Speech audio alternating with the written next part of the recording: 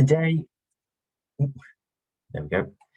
Today, I want to talk about human-animal relationships and the co-production of therapeutic geographies, drawing on a cross-section of my research from over the last couple of years. When I was first setting out on this research, I presented a version of my aims and hopes for this work at Energy 2014 in Portsmouth. So it's really lovely to be able to return here today and talk about where that journey has led me. Before I begin, I just want to briefly say that later on in the presentation, I will be touching on some of my work that discusses bereavement support and grief. Obviously, this can be quite a sensitive and emotive topic, so I just wanted to flag that that will come up in the context of talking about animal and nature-based therapies. So, why look at animals? It was a question posed by John Berger, the influential art critic, as part of his collection About Looking. And it remains a productive and provocative question, and arguably one with much resonance for health geography.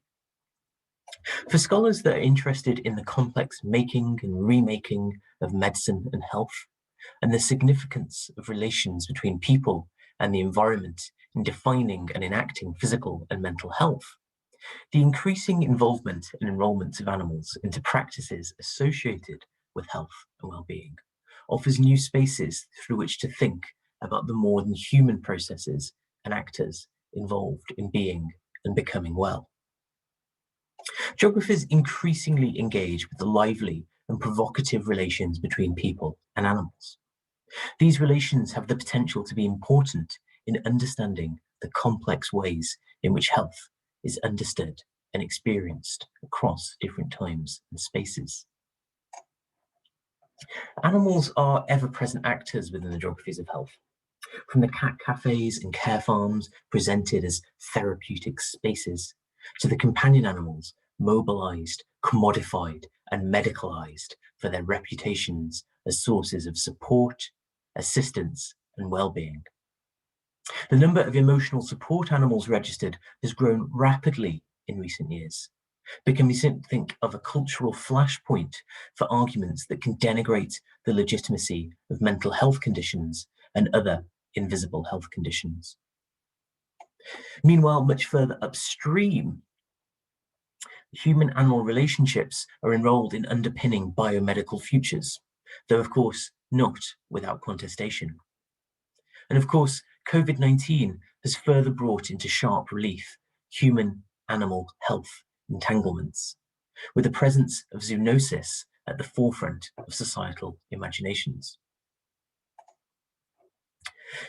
And indeed, there's a long and rich history of the use of animals for health and well-being purposes, and particularly their mobilization in the hopes of creating healthy spaces. This is a newspaper illustration from 1860, showing Bethlem Royal Hospital, a psychiatric hospital in London where the cats, canaries, squirrels, and greyhounds actively affected the way in which emotions, mobilities, and social relationships played out in the hospitals. But also how the presence of non-humans was mobilized to create gendered differences in the way in which health and care was spatialized and practiced. Yet, to quote David Conradson, the health geographies literature has seen rather less consideration of the non-human entities, such as plants, animals, microorganisms, which feature significantly in contemporary placemaking. Instead, the long-standing approach within health geography has been to put people center stage, an approach which has resulted in accidentally anthropocentric health geographies, where non-human life is often marginalized and erased within discussions of therapeutic spaces. Yet there are signs this is changing, with a growing number of scholars calling for multi-species approaches to health geography that includes a recognition of non-human as well as human materiality and agency. And I hope as part of this talk today, I can add some further encouragement to such calls and highlight some of the reasons why it may be interesting and valuable to create space to interrogate the matter, presence, and agency of animals within the geographies of health and well-being. In my work, I'm interested in examining the often contested roles of animal life and non-human agency in therapeutic spaces, and exploring how human-animal relations shape and reshape the dynamic relationships between health and place. I'm inspired by health geographers like Neil Hanlon, who has called for health geography to widen its accounts of place, to consider the ways in which bodies not only interact, but co-evolve with things and other beings. Not simply other people, but pets, livestock, wildlife, and insects. I'm also keen to try and consider non-humans' experiences of these therapeutic spaces and relationships, and the often troubling humanism of the way in which interspecies therapeutic practices are framed and performed, as well as cautiously questioning whether animals may benefit in certain ways from their relationships with humans within these therapeutic spaces. Many of you are no doubt familiar with the conceptual framework of therapeutic landscapes, which has been used by health geographers to explore how people's experience of place can impact and reshape experiences of health and well-being. The concept adopts a socio-cultural framework to draw attention to the complex intermingling of physical, social, and symbolic processes that determine a place's potential to affect health, and how people experience health in ways that are, how people experience place in ways that are important to their health.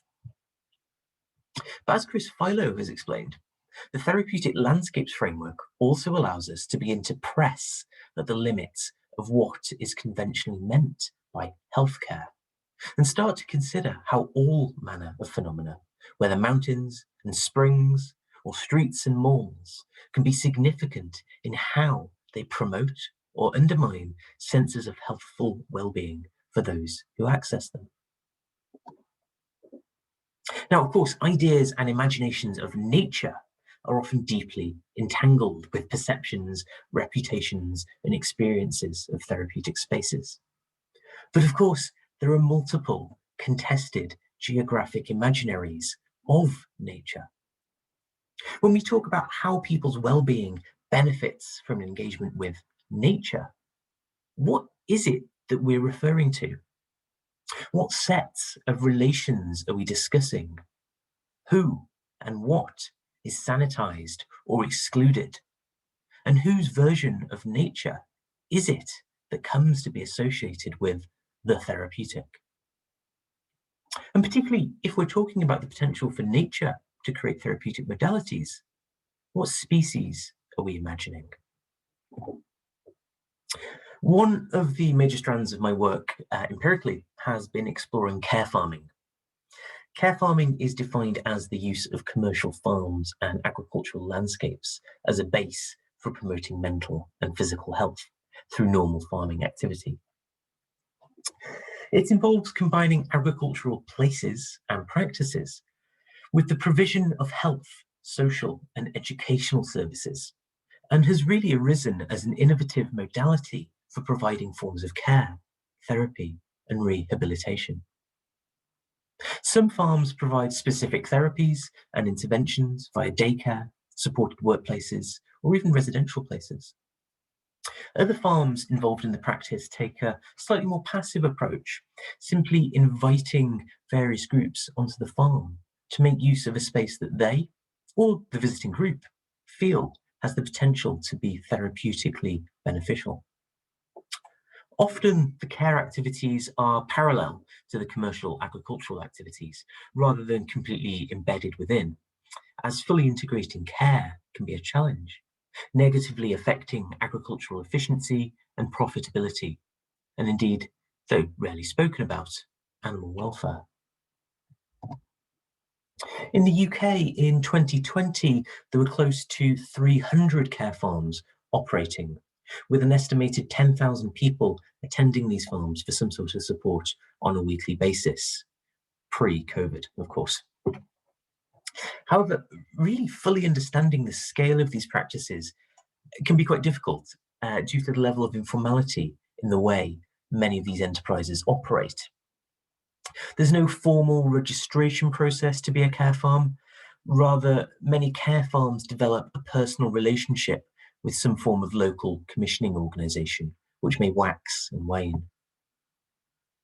Care farming can be seen as part of the wider shift from institutional to socialised and community care, or alternatively or simultaneously, also through a lens of neoliberalisation, and be seen as an effect of the state withdrawing from responsibilities of care. For example, in Peter Kraftall's work, he reports that farmers engaging in care farming felt under increasing pressure to take up what they described as the burden of public service withdrawal. Referral routes and funding for care farming varies enormously. Referrals can come from personalised social care budgets, local authority social care referrals, specialist educational services, or via individual families or carers. Care farms work with a vast range of different populations or client groups. And this can range from people with learning disabilities or difficulties, people affected by mental health, people affected by physical disabilities, people within the criminal justice system, people within recovery programs, people affected by dementia, a huge diversity of different groups, and often there can be quite mixed groups visiting the farm. Now, my research has involved conducting interviews and participant observation with several rural enterprises involved in the practice of care farming, in order to explore how the situated spatial relations between humans and animals is important for therapeutic placemaking within these care farm spaces, and trying to understand how the presence and agency of animals can shape and reshape opportunities for well-being. This is work based on several phases of research with both care farm managers and participants in the UK and the US too, as well as other animal-assisted therapy practitioners that will come into some of the slides later on. Now, I realise from this slide, it does probably look like most of my research involves me going around and making friends with various animals. And all I can say is that this is a huge perk of this type of research, and why, for reasons beyond the conceptual and theoretical, I'd advocate incorporating multi-species perspectives into your research. So the service users on care farms get involved with a variety of tasks that bring them into direct material, bodily and sensorial encounters with the various animals on the farms. This can be feeding the animals, helping to clean them out, or even moving the animals from field to field. The presence of animals can alter how people navigate the farm spaces, physically, sensorially, and emotionally. This can involve lingering to enjoy interactions with animals, taking and making time to stay and relax. Animals also affect the social dynamic and landscape. Their bodies, presence, and agency can become key to creating and facilitating social contact and new conversations amongst the human participants. At the same time, providing care can in itself produce significant benefits. The care practices and experiences within the farms are multi-directional. Entering into relationships with animals has the potential to initiate a change from care recipient to care giver, enhancing visitors' self-confidence and self-image, reframing them as capable. As one care farm manager described to me, look, I think the animals add a touch of magic, really. One of the big things here is for all these guys, they are cared for. And actually, when they come here, they get to care for something.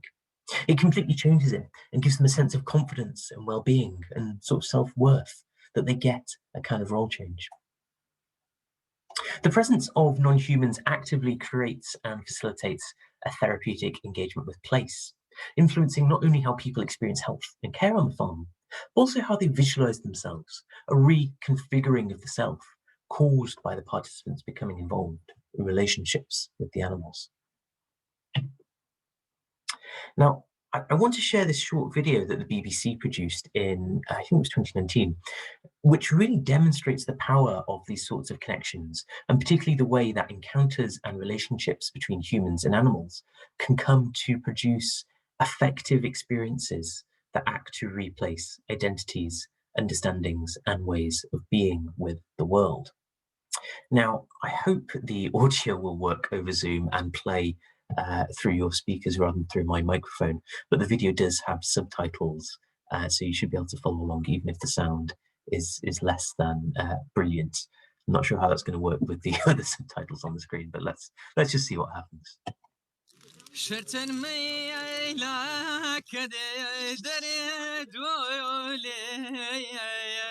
It was a shepherd in QA, but he tells me he used to Oh dear. have camels, yeah. Good shepherd.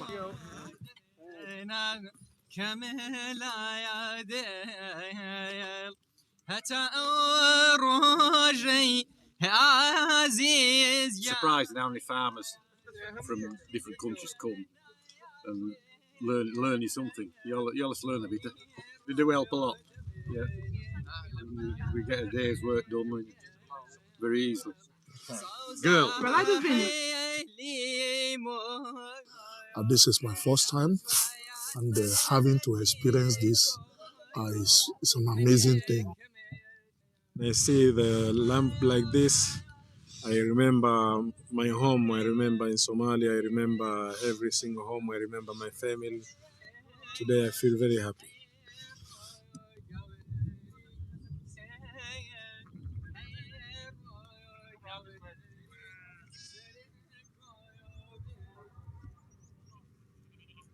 Genuinely makes a difference. It's one of the best things I've done, really, I think, over years. So I hope that sort of works and you're able to follow along on some level. But I think what the video highlights is the way in which animals can create shared relations and a commonality of knowledges and experiences between people, regardless of their background and abilities. As you hopefully saw from that video, most care farms, particularly in the UK, tend to be agriculturally productive, with many of the animals there as livestock firmly embedded within a wider agricultural paradigm. One of the questions I get asked a lot is, well, what happens if someone has formed an attachment to an animal that then goes off to slaughter? And obviously, there's certainly a risk of emotional distress.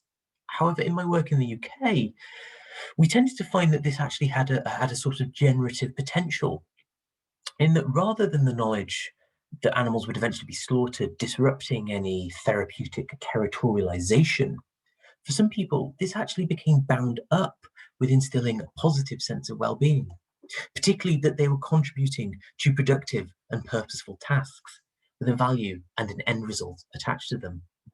One of the coordinators explained to me, we're not just a day centre that people come to so the parents and carers can get some time off, or we sit there and we do a little bit of painting or something like that. We're actually doing a job. Of course, it's also important to recognise that encounters with animals can also be unconducive to health and well-being and establishing a therapeutic space, as the story on the slide from one of the coordinators attests to. There is the possibility for bites, anaphylaxis, parasites, phobias, and even poorly tempered animals, something that I can attest to with first-hand experience. Getting bitten by a donkey was definitely not in my fieldwork risk assessment.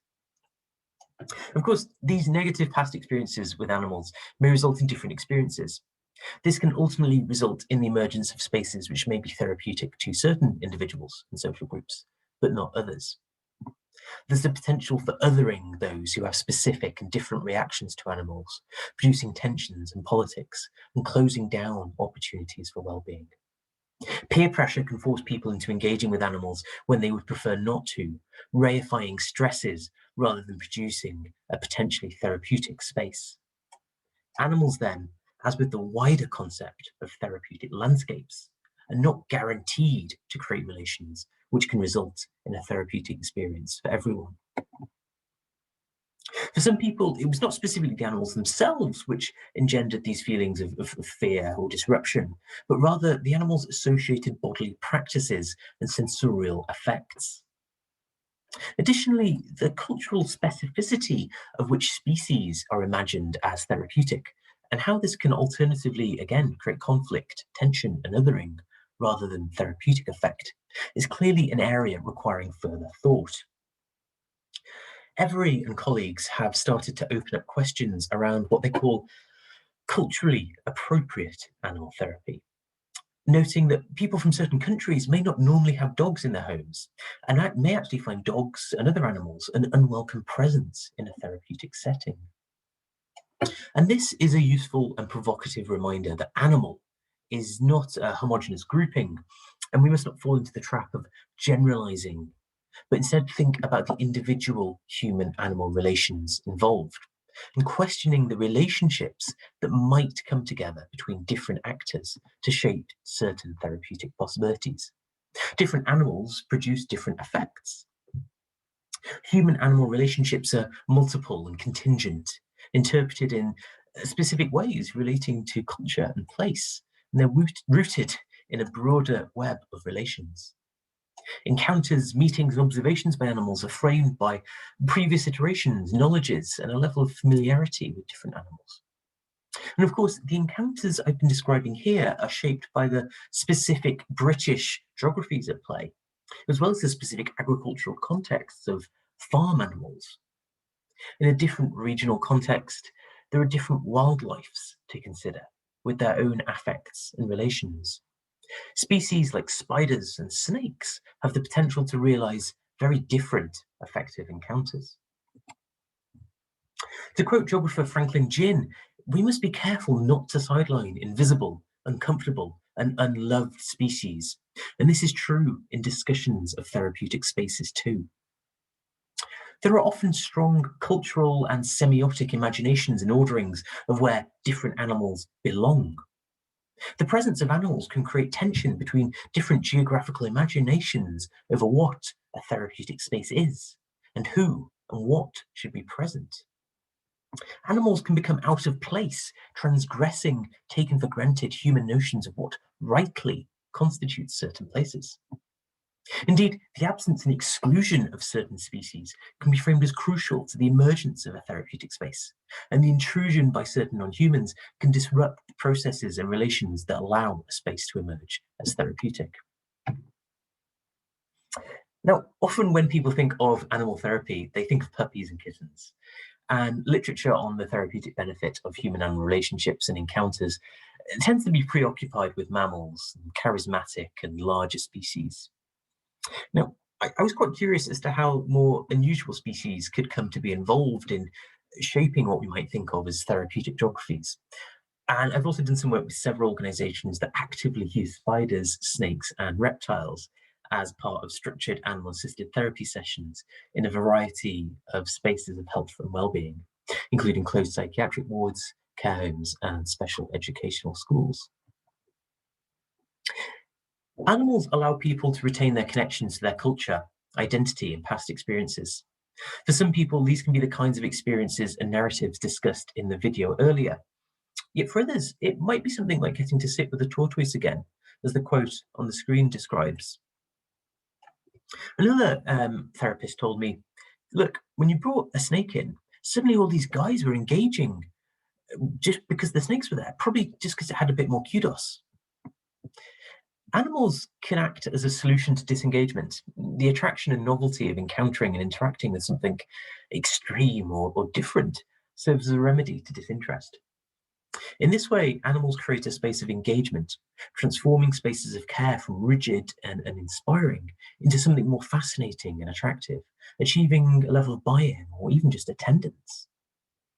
Animals' very out-of-placeness acts as a counter, subverting the clinical environment of a psychiatric ward to allow a more equal politics of relatedness.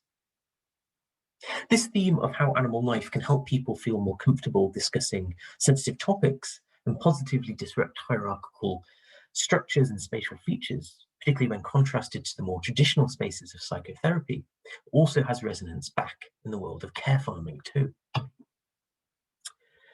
Part of my research on care farming has involved interdisciplinary collaborative work with colleagues in the School of Social Work at Arizona State University, where we've been working and engaging with a community of bereaved families to investigate the potential of care farming as a therapeutic intervention for individuals affected by traumatic grief and bereavement. Traumatic grief is a complex experiential condition having biological, psychological, social, and cultural facets. It's often associated with deaths linked to violence, suicide, or the deaths of children, and can be a long-term and powerful form of distress, putting individuals at risk of a variety of mental and physical health impacts and adverse health behaviours.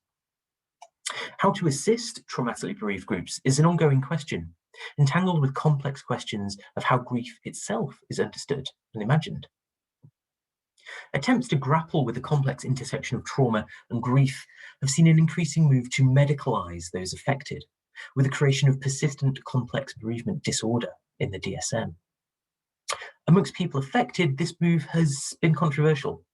It's both celebrated for capturing grief-related problems and related to solely depressive or post-traumatic stress symptoms, but equally critiqued for introducing the risk of pathologising responses to loss and advocating normative symptoms and arbitrary timelines of grief that can act to invalidate and silence the wide range of experiences related to traumatic bereavement. There's a growing interest, particularly amongst people affected by traumatic bereavement, in resisting this medicalisation, and particularly the use of psychotropic drugs as a normative route to treating and caring for individuals experiencing traumatic grief, and instead developing non-pharmacological support systems. So, informed by the research interests of this community and actively working with them, in 2017, Joanne Cacciatore and I worked on a project that considered the evidence associated with care farming, animal therapy, and other aspects of ecotherapies, and how these had or had not been mobilised in the care of people affected by trauma and psychological distress, and made a strong case that there might be opportunities for bereavement care here too. Since then, we've continued to engage with this community, particularly working with the MISS Foundation, a charity supporting people affected by child loss.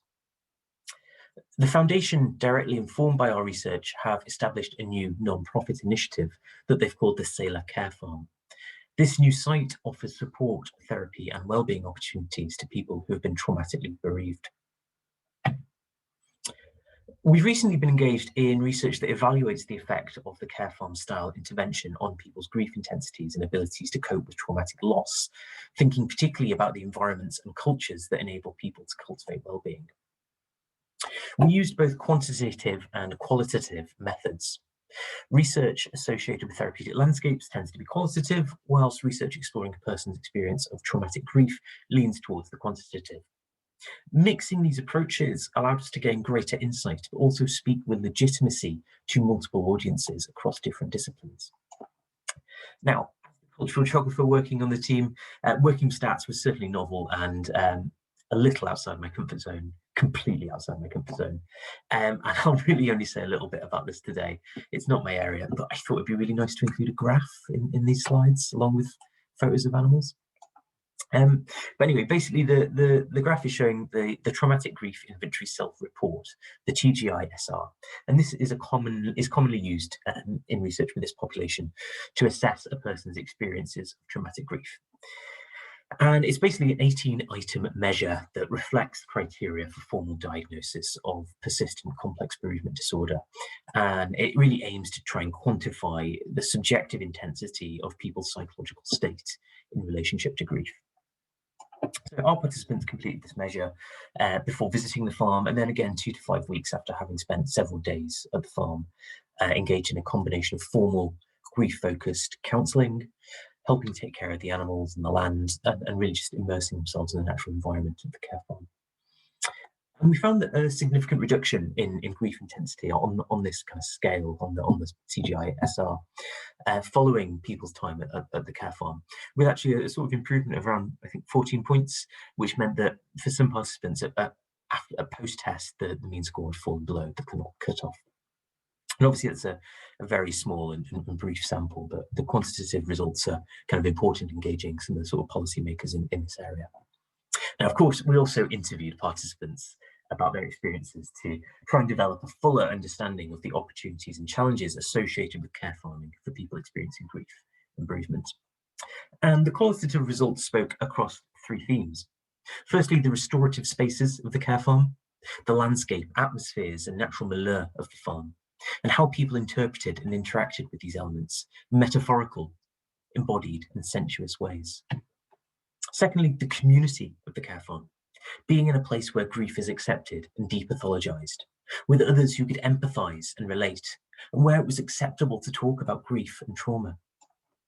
The opportunity to share freely and be met with empathy and understanding was of a critical importance.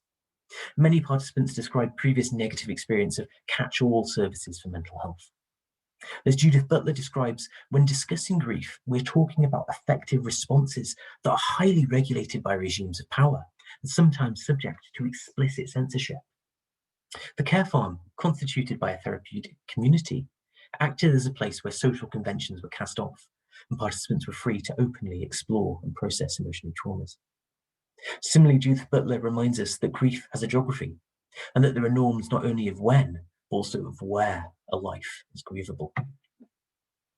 The third theme was the connection to animals, both the animals as a metaphor and signifier that instilled hope, but also the opportunities to develop empathy and compassion through developing caring encounters and relationships with the animals. The care farms acted as an important signifier of the possibility of different forms of relationships with therapists and therapy, while spending time with the animals encouraged reflection and processing, an outlet for solitude and meaningful diversionary tasks. What is perhaps quite different about this care farm is that it exclusively works with animals rescued from abuse, neglect, and homelessness. The paradigm is of rehabilitation rather than agricultural production. Now, obviously, careful thought needs to be given when working with rescue animals in a therapeutic context, appreciating that due to their histories, they may be unsuitable to the rigors of therapeutic work. However, participants regularly talked about how it was the involvement of animals who they identified as having also experienced trauma that enabled the production of what was experienced as a therapeutic space and therapeutic community of more than human members. Participants reported feeling a sense of closeness, kinship, and commonality with the animals, and felt that they were better able to relate to and form a connection with animals that had also experienced a level of trauma. Of course, we're not suggesting that animals who have a traumatic past have some inherent or improved capacity for providing salutary benefit in the context of animal-assisted therapies. Rather, it is the work of narrative here that is important, and how such narratives change how participants relate to and interact with the animals. Others suggested that they found a sense of hope and inspiration from witnessing the level of recovery in the animals dwelling on the care farm. Several talked about finding a renewed optimism towards their own recovery from trauma as a result of identifying perseverance, resilience, and survival in the animals.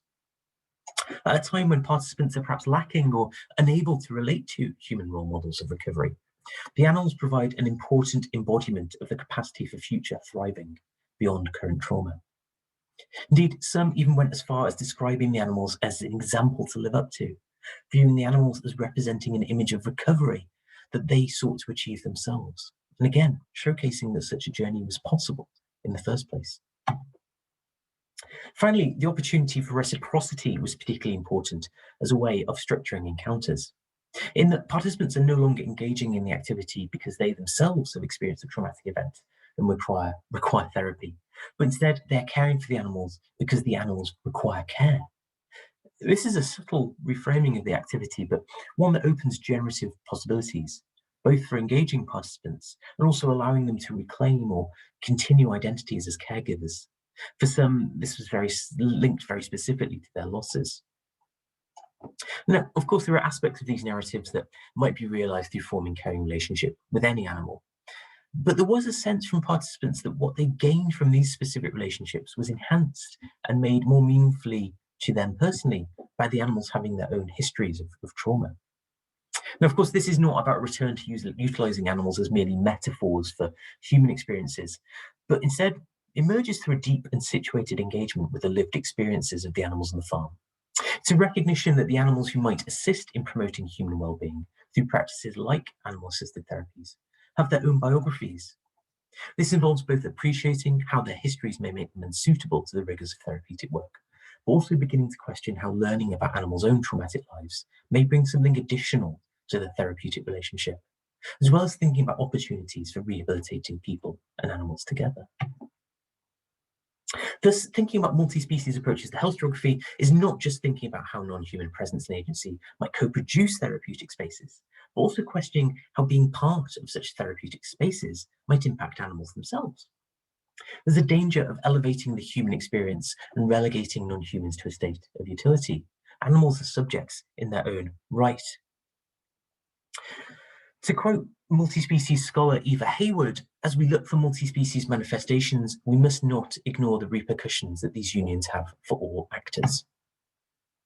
Discussions of therapeutic relationships with animals mainly focus on the human experience of the encounter. The prevalent perspective in literature is often, what can animals do for us, with little consideration as to how such relations may affect animals. There's a danger of elevating the human experience above that of the animals that co-constitute the formation of places conducive to health and well-being. For example, in my work on care farming, we found that while humans may enjoy their encounters and relationships with non-humans, animals can become stressed or even injured from human-animal interaction. This anthropocentric attitude can often result in exploitative relations between humans and animals, the formation of parasitic therapeutic geographies, a situation where creating healthful encounters for humans can result in, or even result from, a negative impact on animal well-being. There are links here to Tom Van Doren's concept of a regime of violent care, and the idea that the level of intimate care for some bodies and species sits alongside the domination, coercion, and abandonment of others. At the same time, though, a therapeutic relationship with another species does not always have to be asymmetrically and anthropocentrically parasitic or even distantly commensal. There are opportunities to think through how relations between humans and animals might result in a mutual proliferation of well-being, reciprocally and mutually beneficial, humans and animals becoming therapeutic together. This involves taking a multi-species approach to thinking about therapeutic geographies and considering how care is co-produced to improve the well-being of all concerned, human and animal. And of course, this can be extended further to mutualisms involved in caring for place or caring for plants. For example, several of the farms that I've worked with have been involved in work with rescuing animals that have been neglected or abandoned, rehabilitating them alongside their care farming work with human participants, such as the care farm for people affected by traumatic bereavement that I mentioned earlier, where the non-human participants receive a level of care, rehabilitation, and opportunities for flourishing, but through a relationship that also provides new ways of being for vulnerable and at-need human groups. Often this involves trying to provide a level of autonomy to the animals regarding their willingness and interest in interacting or not with humans in the first instance. This intentionality to these encounters is an important step in co-producing relationships which offer this potential for mutual flourishing, relationships which allow animals to inject what might be termed their own agency into the scene. The relationships developed here can bring humans and animals together in practices that result in defining new possibilities for humans and animals alike, even if only in the most incremental of steps. This could be about reducing an animal's anxiety and fear of humans by gradually increasing its interactions with people, while simultaneously allowing vulnerable humans to feel empowered through providing care rather than being cared for, as discussed earlier. Care farm enterprises can be seen to be aligning the provision and, perhaps importantly, the funding of care for humans and animals in ways that creates opportunities for both. Now, of course, it's worth acknowledging that the mutualisms expressed here are deeply and perhaps fundamentally partial, shaped by human primacy, and often in the case of care farming, shaped by the agricultural context too. Yet, while such an existence may still result in the closing down of certain ways of being from how animals are kept, it can equally be argued that it still results in the animals having a much greater level of well-being than an abandoned or neglected state. As Tom Van Doren reminds us, the world beyond the fence is not Eden. Following Van Doren, while these practices may be messy, flawed, imperfect, They represent opportunities to strive towards ways to participate with care and grasp for more ethical modalities of relationships with non-human others. Reciprocity in caregiving can be immediate or delayed, physical or emotional. It's not about equal benefit, but mutual benefit. Indeed, as Don Haraway concludes, complete symmetry is not the point. Such relationships are almost never symmetrical.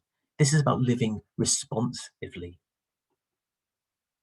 Ultimately, this is not about saying that these encounters fundamentally are therapeutic for the animals involved, but instead trying to recognize ways of working and practicing interspecies therapeutic interactions in ways that might provide opportunities for more than human benefit. There are multiple and complex ways in which humans are enmeshed in social relations with animals. As Philo and Wilbur argue, any social science which fails to pay at least some attention to these relations, to their differential constitutions and implications, is arguably deficient.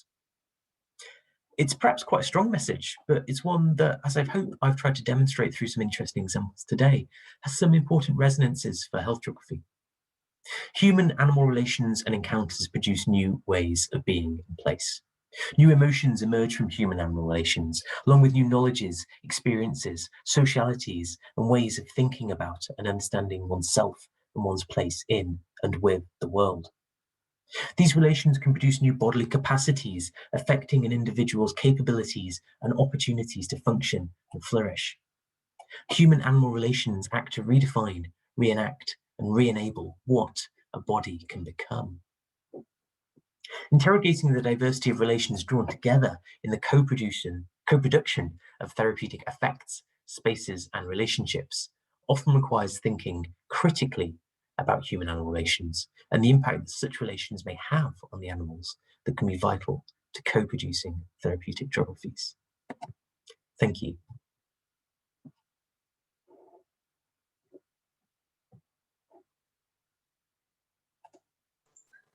Thank you, Rich, for that. Do you want to stop sharing your screen? Get rid of the baby goat. Okay. Oh, we can keep it if you want. No, it's fine. So, thank you. That was really interesting. So, yeah, if people have got questions, please can you put them in the chat or raise your hand. But to start with, there's one from Louise, and she's asking about care farms in the future. So I suppose the first one is, what do you see as the problems for care farms in the future? And the second part of the question is, how do you think the spaces will change post a pandemic? Yeah, that's a great question. I mean, all of my work has been kind of pre-pandemic, so I don't know entirely the sort of challenges. I mean, I think there has been a sort of resurgence and bounce back of some of these services. I think some of the challenges in the future. I mean, I think it's the main challenge is always around green care is evidencing that policy base and engaging with policymakers. And so much of the work around green care does come from this kind of qualitative tradition, which as geographers we're quite comfortable in recognizing the kind of evidence that emerges from that.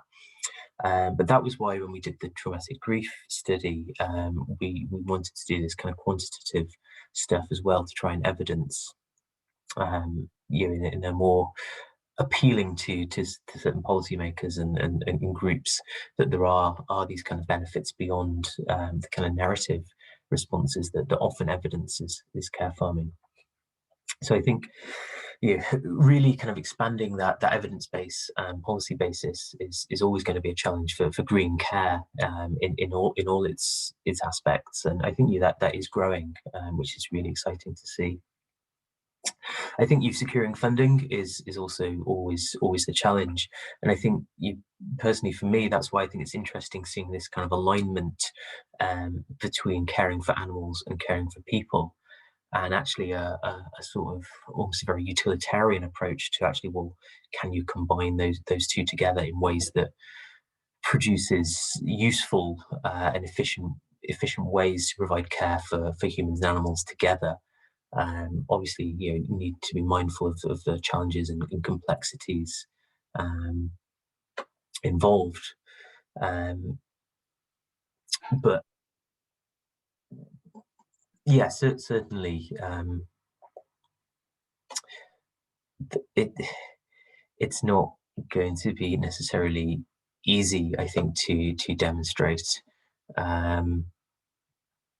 that these things remain a useful thing. And I think that's the challenge of how you understand care farming, is whether this kind of effect of neoliberalization and just actually, these kind of organizations, farms that maybe aren't really set up to pick up these kind of care responsibilities, feeling the need to do it within their communities, or you can see it as this simultaneously, this kind of really nice move to away from institutional care to actually more socialized and community forms of care, and being able to sort of hold both of those narratives and understandings together, I think is quite challenging. Thanks, Rich. Yeah, I get that sense of challenge, and it's, I suppose in my research at Green Care, there's a lot of felt sense, a lot of sort of softer emotional side going on, which is very hard to translate to life policy. So I can see the benefit of joining up with a quantitative approach to try and say that these places really do work. Yeah, I mean, it's a little bit depressing from a sort of disciplinary perspective when you're trained in all these kind of cultural geography methods to sort of realize. And I think that's why collaboration and interdisciplinary work is really important here. And again, biased, but I do think health geography, with its kind of eclectic and brings a level of interdisciplinarity to begin with. Health geographers are in a really strong position to do those kinds of collaborations. That's true. Okay, so there's another question. Well, there's a couple more. One from Ed. Can you see the chat, Rich? Yes, I can. Yeah. It's a comment as well as a question. And so first of all, there's sort of broader ways around animal care and how it's implicated in the less than human geographies. And then, do you want to go with that? And then thanks, Ed, for two very lovely complex questions. So I think there's always this danger in animal studies with the kind of ways that animals are used to dehumanize other groups, and historically there's huge examples of how animals have been used to exclude other groups, and I think that's care farm is a really interesting example in that, because care farm has a really interesting historical root in the sort of Victorian ideas of putting people into nature, but actually it was through a sort of mechanism, what was called asylum farms, and actually it was just really about using people with various learning disabilities or difficulties or mental health conditions, and really benefiting from free labour and really quite exploitative relations. And I think that's always one of the things that kind of modern iterations of these kind of initiatives have to think about, and make sure that it doesn't become this just kind of let's kind of exploit these groups to provide free labour, and actually making sure that care is centralised. And I know that a lot of the charities that kind of do stuff around care farming, you have to sort of have some quite strict conversations with farmers sometimes, that you're not just getting a load of people that are going to come in and build you a fence. So I think that it certainly is a challenge in how you kind of implicate people in this kind of animal care work. And I think some of the care farms, you really try and emphasize the positives, and actually the skill required to look after animals, and actually not seeing it as really unskilled work, but actually really highly skilled work. And there's another quote from some interview work where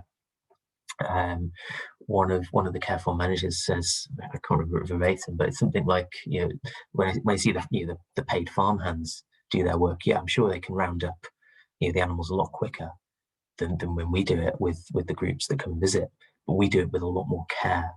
And I think really kind of celebrating actually the complexity and challenges of doing this kind of work that brings and really re-equipping people as skilled. And I think it comes from recognizing that there are different knowledges, different expertise, different skills. Then in terms of the second question, the border regimes that may permanently exclude men featured in the video, the racial exclusions practiced in many rural environments, locked psychiatric wards and sites of carceral violence. Is this animal care work always ameliorating these conditions? Is something more complex going on? Well, that is a question. I mean, I've not done a huge amount of work with the kind of case that was featured in the video. So I think in terms of the border regimes, yes, that is an interesting one, and I think this is the challenge of a lot of I guess scholarship within the kind of therapeutic landscapes framework in kind of recognizing that actually this isn't this kind of binary between salutary or ameliorating and negative, and actually there are various shades of things going on, and actually therapeutic spaces can be serve as multiple places depending on people's narratives. And I think that's what I was trying to get at with this kind of critique of what do we mean when we say nature is therapeutic? Whose version of nature are we kind of empowering and implicating here, and how does that potentially also exclude other people? I mean, I think everything is always very complex, and I don't think there is ever a single reading of these kind of events and encounters. They're doing different work for multiple people, but I guess at the same time, they to answer your question, that they can, I suppose, they can be both. In terms of ameliorating on one level, whilst also building in additional exclusions and reifying other problematic power relations at the same time. I don't think the two are mutually exclusive. Thanks, Rich. A little less complex question next from Elizabeth Hobson. She's just wondering, what's your favourite animal character? So it would probably be the little baby goat that was on the slide at the end. So that baby goat was actually born while I was doing field work on the farm, and I wouldn't say I helped, but I stood around and tried to be stoic whilst that was happening, and tried to help the farmers deal with that. It was a goat that had been abandoned, and they sort of rehabilitated it at the farm. This is in the US, and then they discovered it wasn't just a very large goat. It was actually pregnant, and it had twins. And so that goat, the baby one at the end, is called Kurt Richard. All the goats are named after from the Sound of Music. So that's been my favourite animal encounter. That's a lovely question. Oh, it's a nice encounter. Next one from Rachel. So she says she has a background in health work and around mental health, and she wondered about the collaboration. So are health social care professionals engaging in these spaces, and is there something you can say about the staff that are there in those alternative spaces and what that is like? Yeah, I mean that's a great question. And I think it would be lovely to see more collaborations of those kinds. I think it really depends on a place by place basis. I think the strange thing about care farming is that each farm is slightly different and unique in its setup. So, for example, in the one in the US that I talked about that deals with grief counselling, they do actually have formal trained counsellors embedded within the farm, and that's actually where they do their practice. It's their office, so to speak. I mean, on some of the farms in the UK, social workers would often come out with the groups to the farms, and I think it creates a really different atmosphere and environment when you're, or even probation officers would sometimes come out, and when you're with your social worker or probation officer, and you're trying to herd up a load of gregarious sheep, rather than you sat in that kind of office space that perhaps has the kind of semiotics of power embedded in it, and that's what I was trying to sort of hint at with this kind of idea of more equal politics of relatedness. I think obviously for kind of health and social care staff, there are perhaps, and I'm not a health and social care professional, but I think there are perhaps risks in engaging with these kind of alternative spaces, and how that perhaps affects your kind of personal reputation, personal professional identity, and how you manage that, particularly when, as I said, there is this kind of challenge to the evidence base. One of the things, I guess, in a health policy context is we still have the kind of double-blind trial as this kind of gold standard of evidence, and obviously how can you blind something like going to a care farm? So I think for people within that kind of more medical context, it's how do you kind of convince yourself, your colleagues, and possibly your clients as to the kind of efficacy of this, and are you willing to sort of place that belief in that kind of narrative approach that does guide so much of the research around these topics.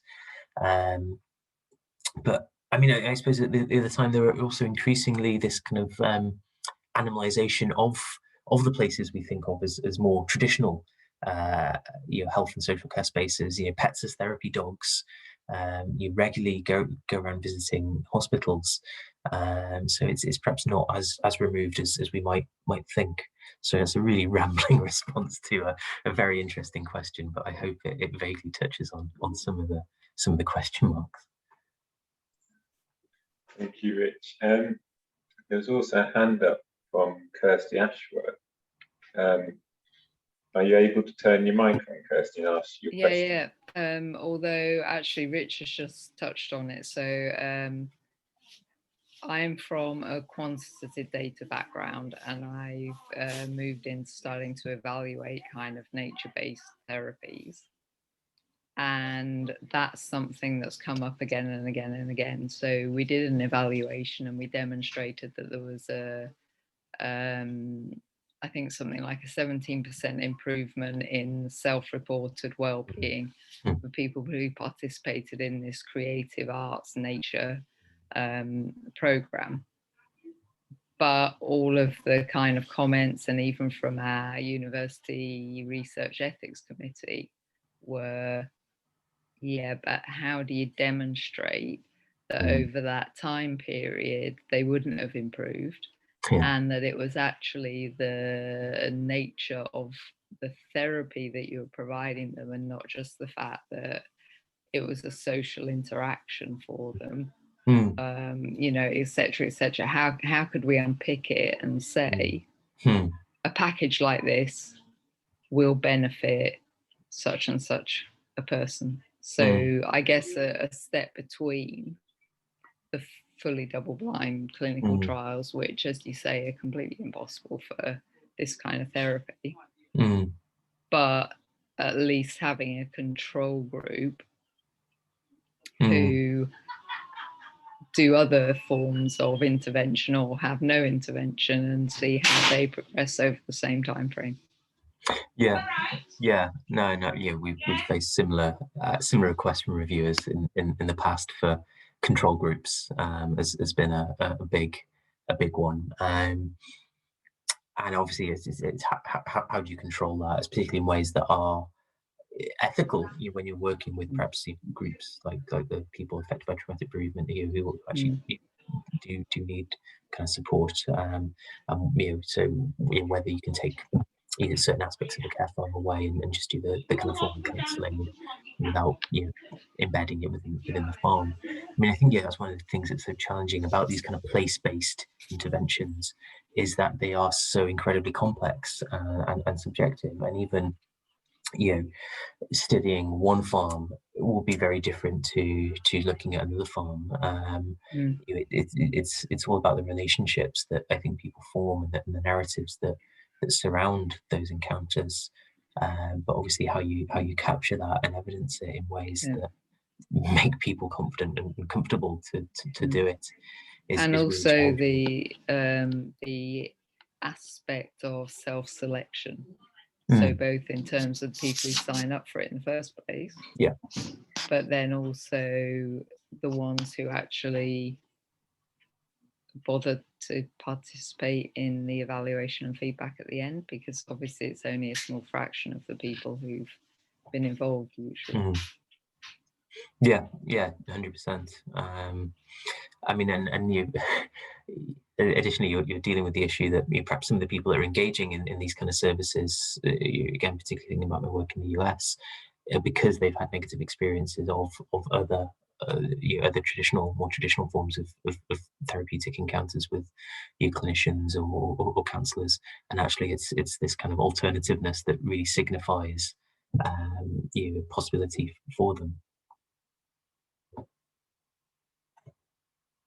Well, thank you, Rich and Kirsty, for that.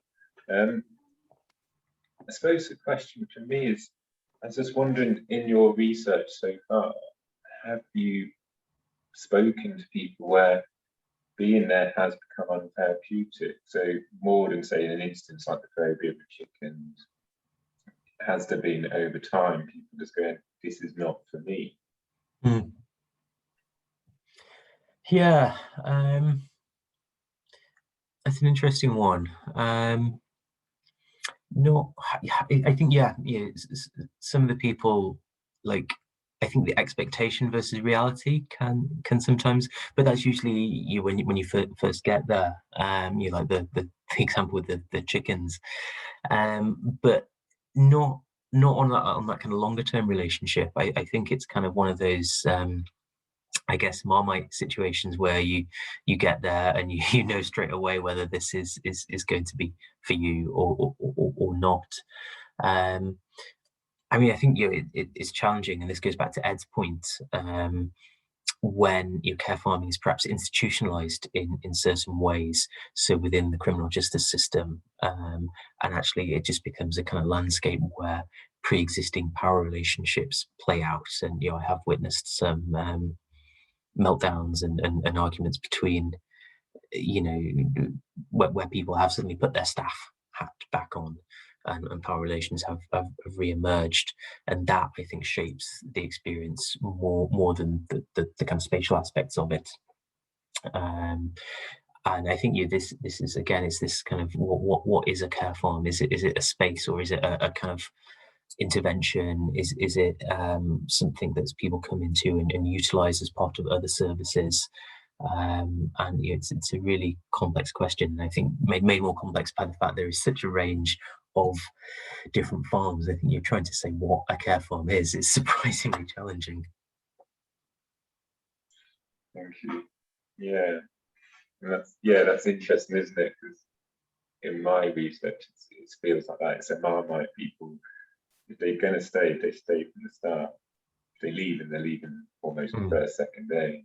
That's really interesting. I'm aware of the time. We're approaching the first session of the day.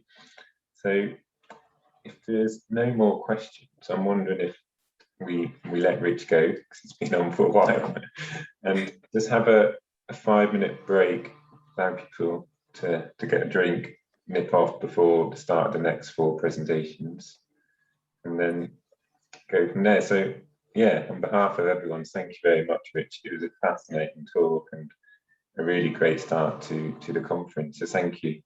Oh, it's lovely to be here. Thank you again for the invite. It's, as I said, it's presenting this several years ago at an earlier energy when I didn't even have my beard. So being able to sort of come and do 40 minutes is something I never would have thought back then. So thank you all for listening and for your lovely questions and comments.